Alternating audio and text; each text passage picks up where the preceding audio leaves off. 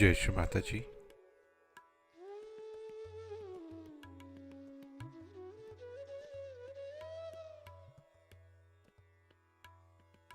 Let us all bow down to Shri Mataji, raise our Mother Kundalini and put Bandhan.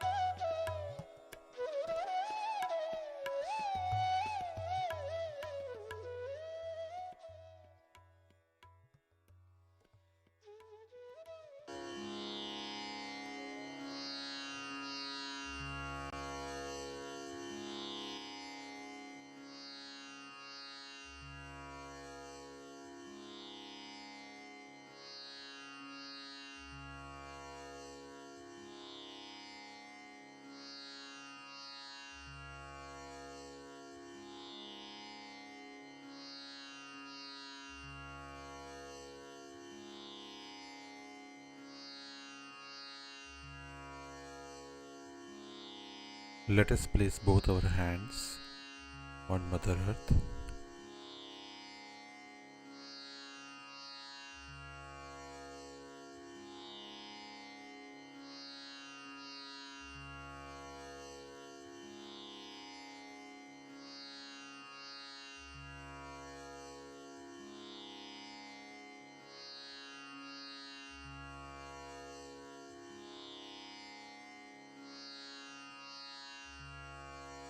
Hey Bhumi Devi,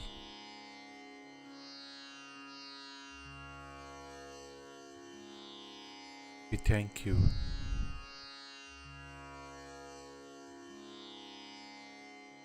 for sustaining us, and we seek your forgiveness that we touch you with our feet.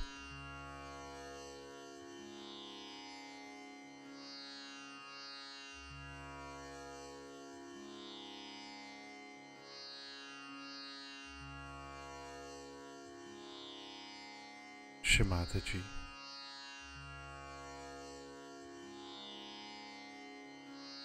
kindly bless us all with complete balance on our Ida and Pingala Nadi.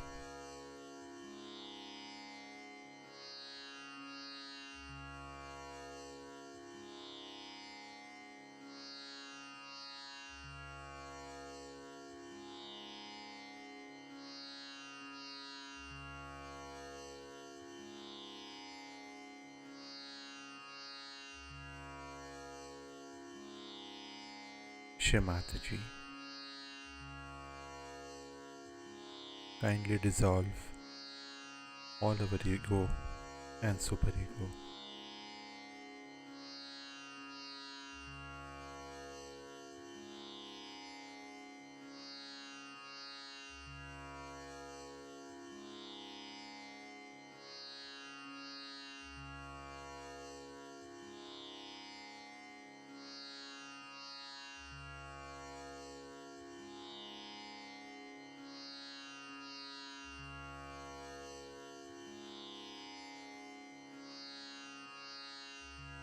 Let us bring both our hands back in our lap.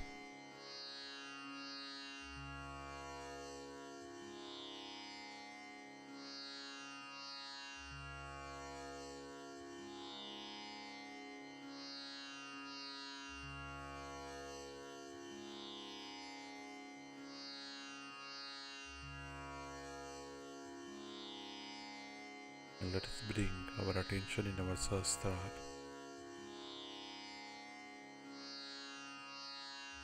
Let us place our right hand on our Sahasrara and give it a little massage.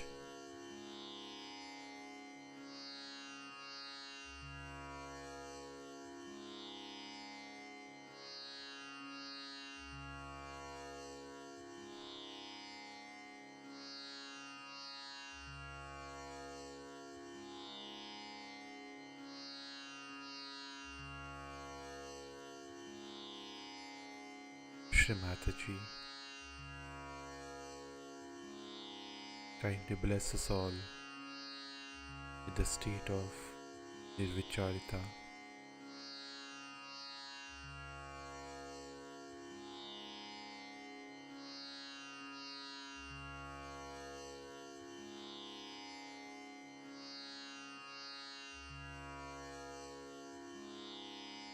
Both hands back in our lap, and let us continue to keep our attention in our Sahasrara.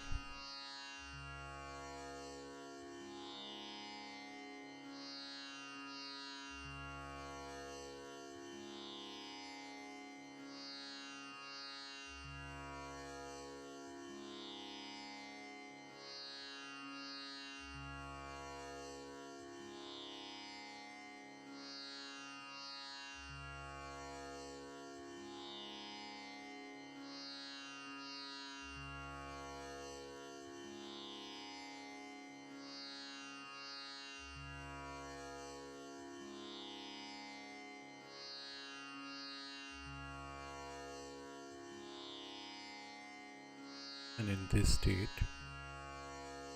let us now listen to Shri Mataji's speech.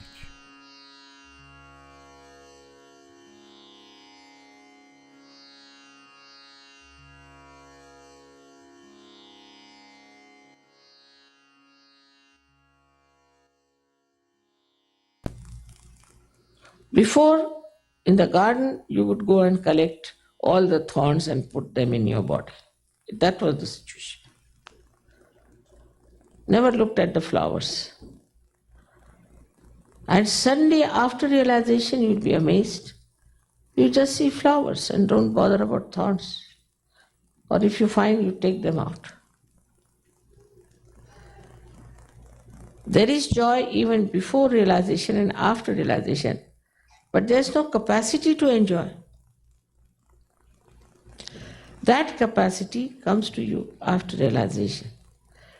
And the main thing that happens to you is the discretion.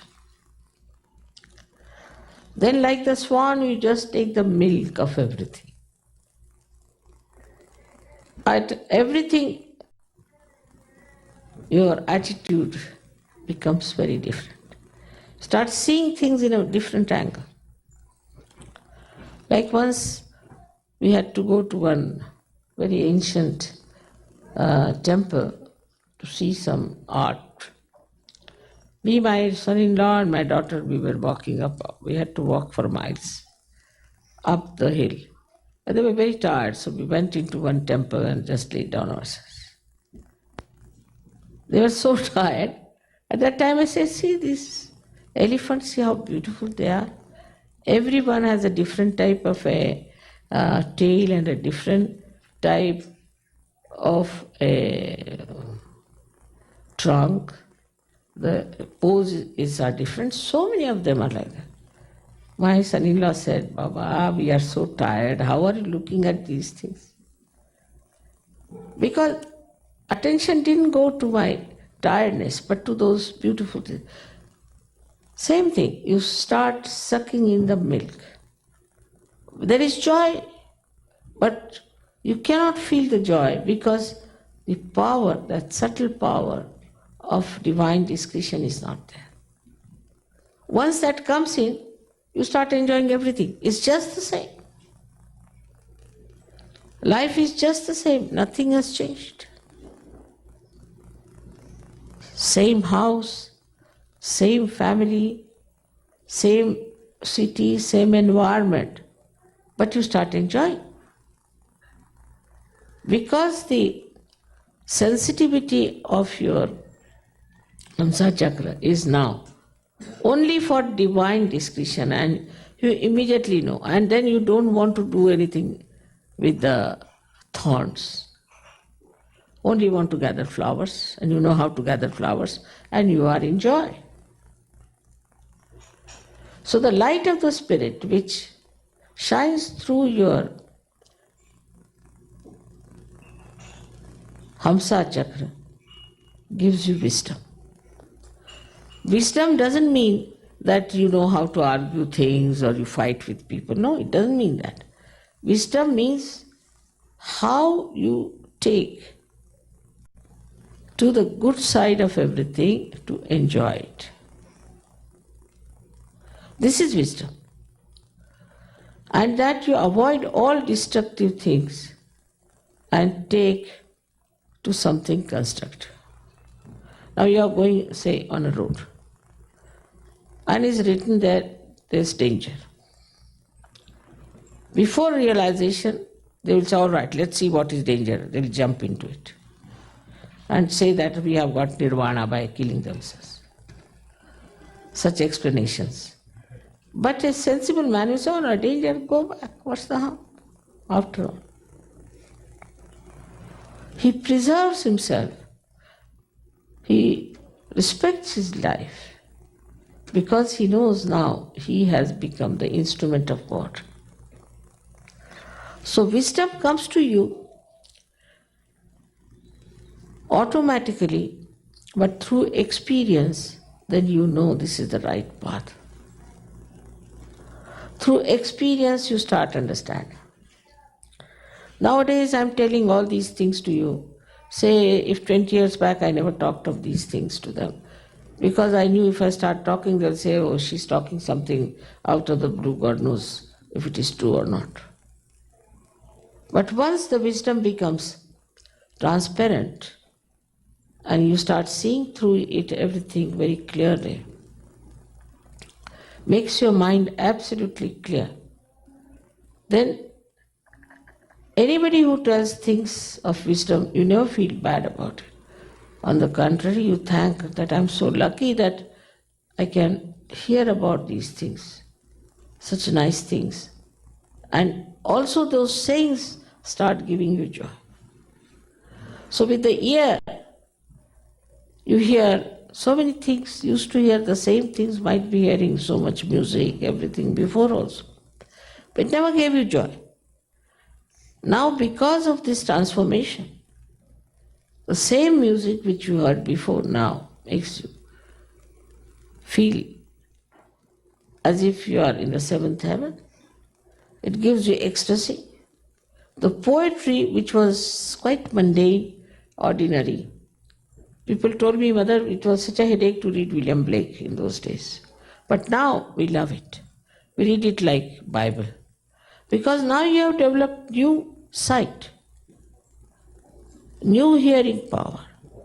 All these are called in Sanskrit the Atindriya, means the organs which are subtle organs within us.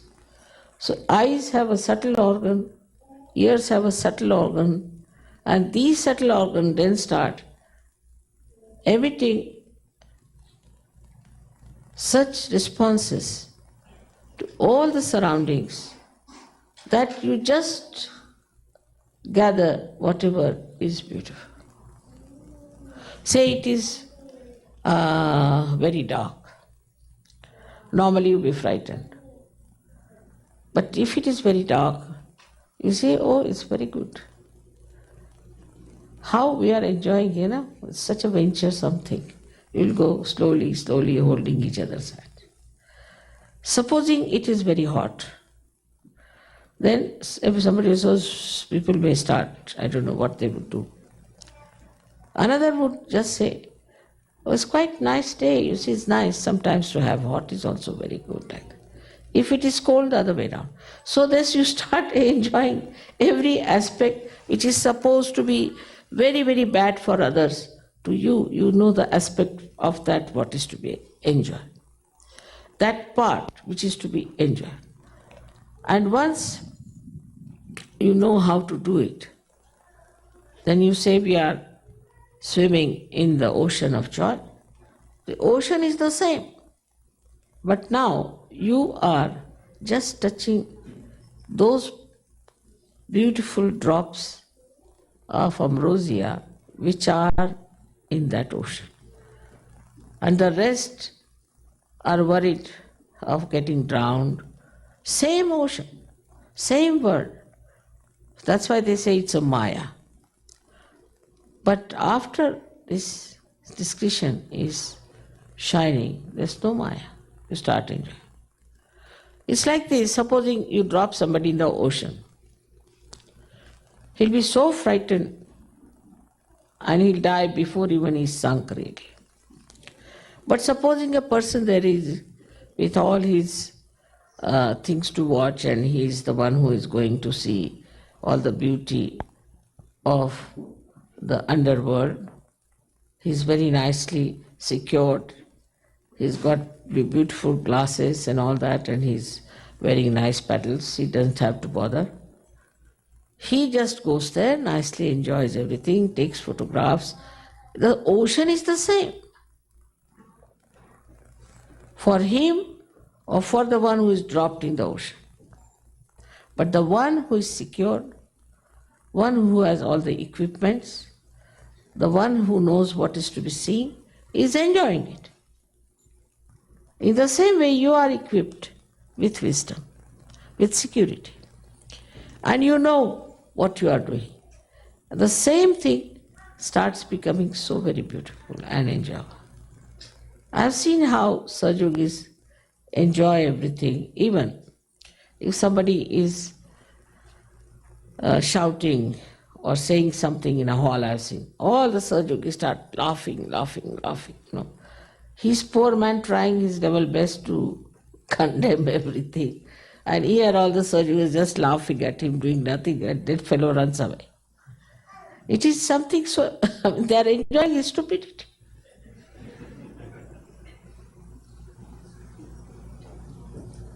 So the whole attitude of life is so changed because of this Hamsa Chakra.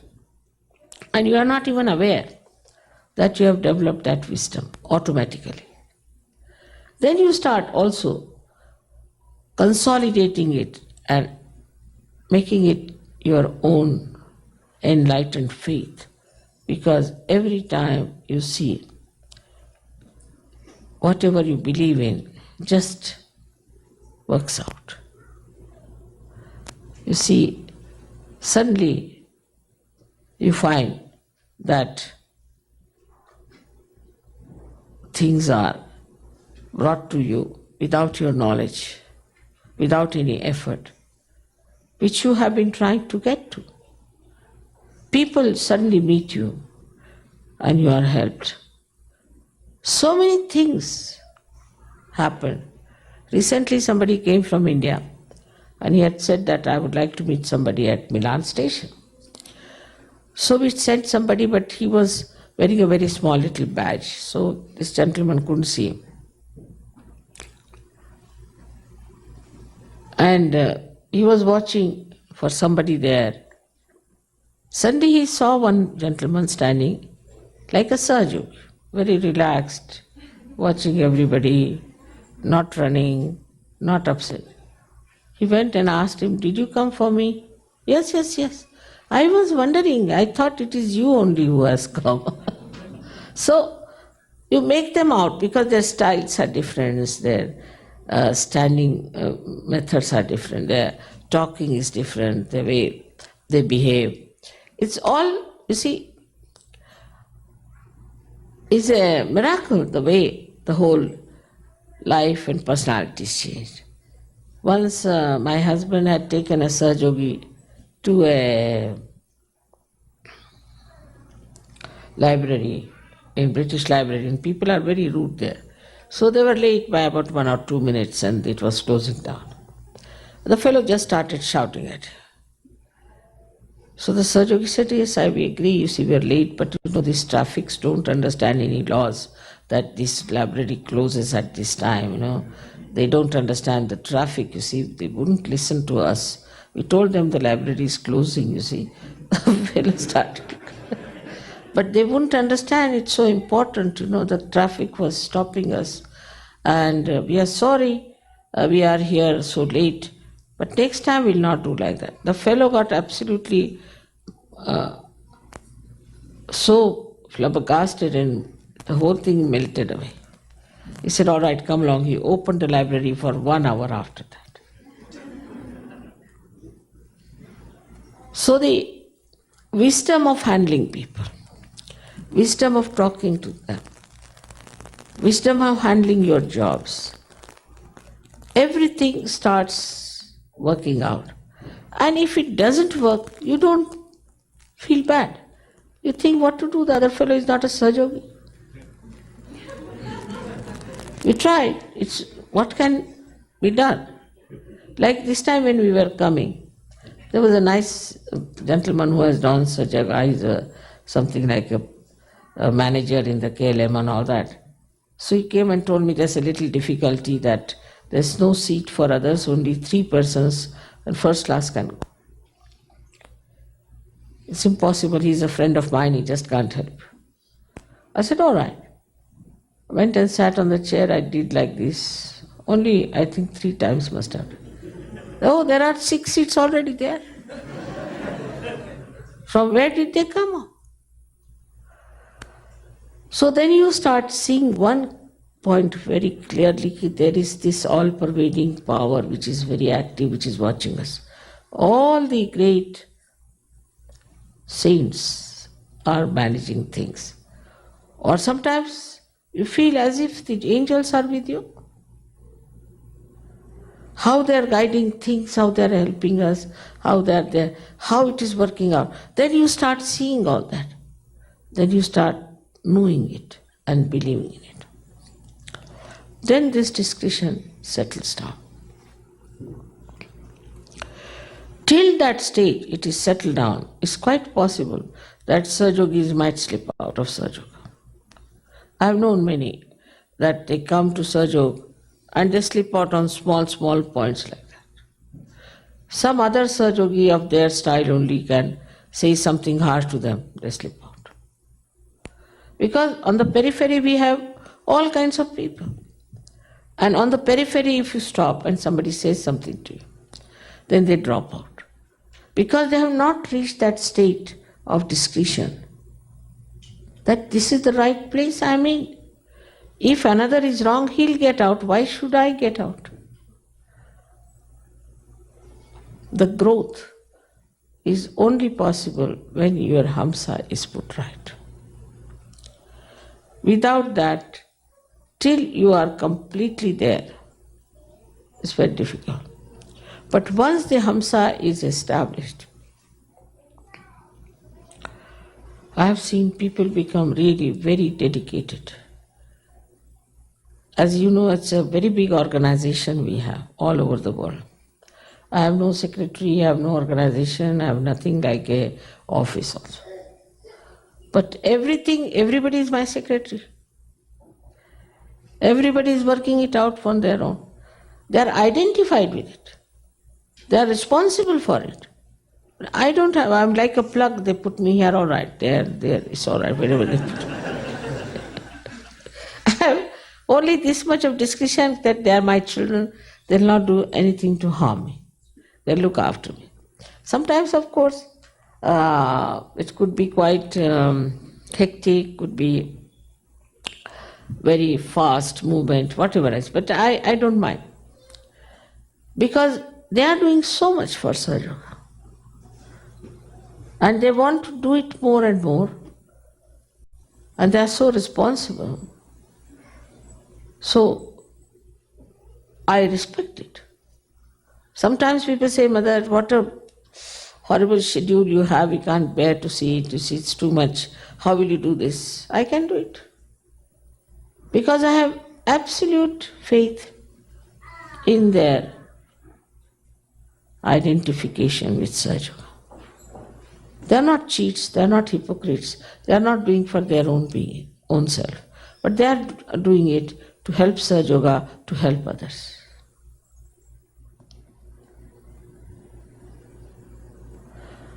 So the identification that you develop with other wrong things just drops out. Then you start identifying yourself with beautiful things because you start getting the fragrance of the beauty. Then you start enjoying that beauty and your heart starts opening out. All this joy and all these things are not possible if your Hamsa is still infected with ego or with conditionings. We have so many conditionings, like Hindus, like Christians, like this, like that. These conditionings are so much. Such false things we are following. But once we give up all these conditionings in the faith that we are doing it for our benevolence, this chakra opens out very well. Without this, agya cannot open. I mean, you see, it's an entry to agya. It's entry to Vishuddhi. It's entry to all the chakras of your head, the pithas that are there. So it's so important to keep your Hamsa chakra clean. I have also told lots of things that can keep the Hamsa chakra clean, which you all should use. I mean, on the physical level. Also on mental level, I have told you what you have to do is to study your mind. See the beauty of anything and not the vulgarity of it, not the utility of it, but the beauty. Slowly, slowly you will find your eyes will become cleaner and cleaner.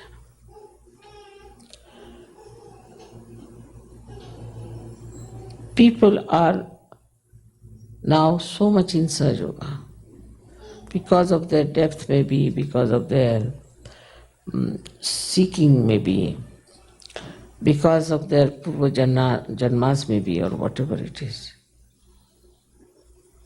But this Hamsa chakra does the greatest thing, about which I do not know if you are aware or not, that whatever are your karma phalas are finished.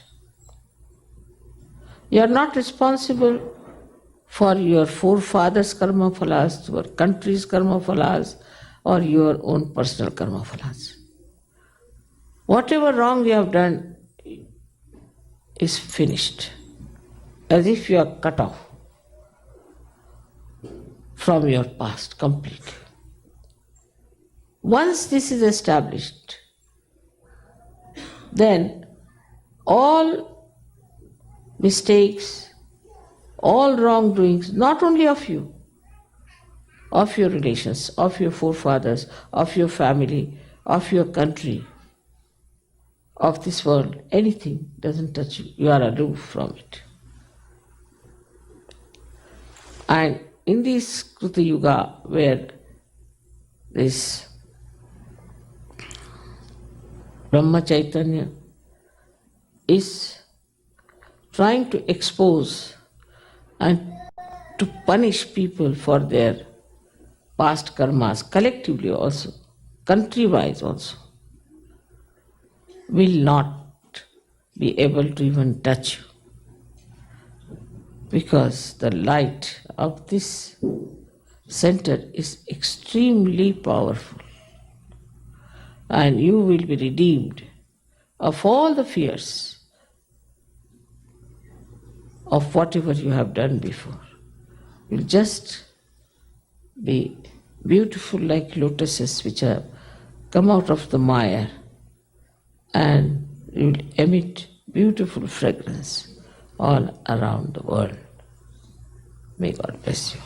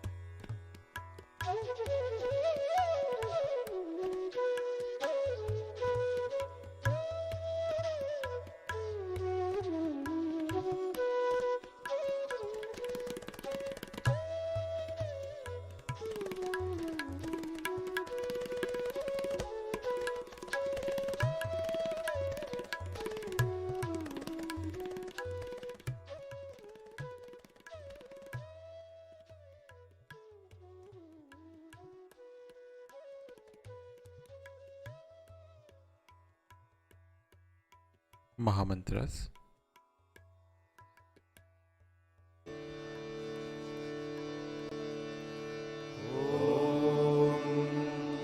त्वमेव साक्षात् श्री महालक्ष्मी महासरस्वती महाकाली त्रिगुणात्मिका कुण्डलिनी साक्षात् श्री आदिशक्ति माताजी श्री निर्मला देव्यै नमो नमः। ॐ त्वमेव साक्षात् श्री कल्की साक्षात् श्री आदिशक्ति माताजी श्री निर्मला देव्यै नमो नमः। ॐ त्वमेव साक्षात् श्री कल्की साक्षात् श्री सहस्रार स्वामिनी मोक्षप्रदायिनी माताजी श्री निर्मला देव्यै नमो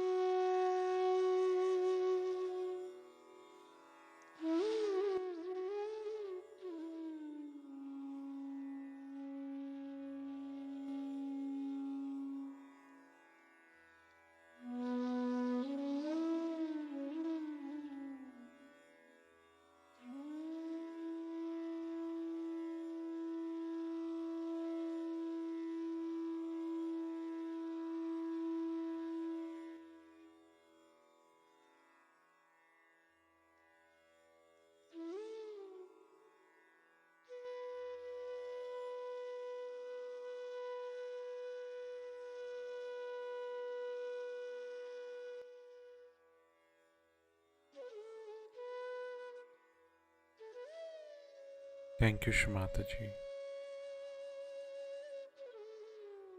for all the joy and blessings through this beautiful morning meditation. Let us all bow down to Shimataji, raise our Mother Kundalini, and put Bandhan.